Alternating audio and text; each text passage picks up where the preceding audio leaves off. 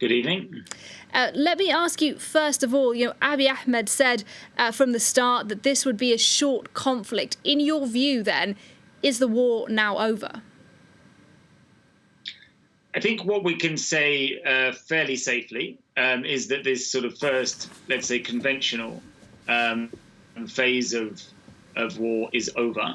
The federal government has now taken the regional capital, as we've heard. They've also taken other major cities, and they've moved across a lot of Tigray. So it does look like if there is going to be continued fighting, if there's going to be continued armed resistance from the Tigrayan forces, then that will be in the form of some sort of insurgency. Now, there was very intense fighting around Mekelle over the last few days. And then there was this bombardment of Mekelle this morning. Other than that, there were no reports of heavy fighting in Mekelle. That does suggest that perhaps the Tigrayan forces decided to move out of the city, give up the regional government structures, and instead pursue their resistance by another means. But at this stage, we do not know the condition of the Tigrayan forces, how depleted they are, and we do not know for sure the intentions of the Tigrayan leadership either. Yeah, and I believe we also don't know precisely what the situation at the moment is for civilians on the ground. As I said, communication networks have been cut, but we do know that tens of thousands of people have been fleeing over the border into Sudan. What do you think happens to them now? Are they likely to return back to Tigray?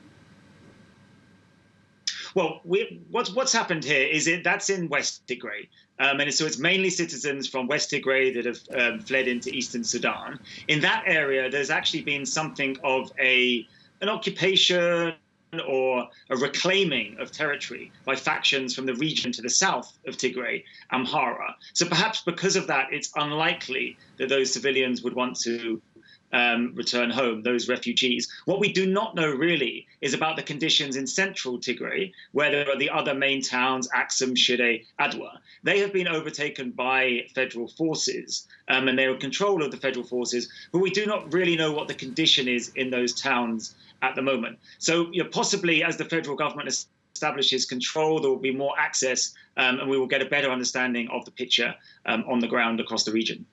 Let me ask you just finally, sir, if I may, about some of the international aspects of this, because we know it was only a year ago that Abiy Ahmed, the Prime Minister, was being really lauded on the international stage. He was awarded the Nobel Prize for Peace.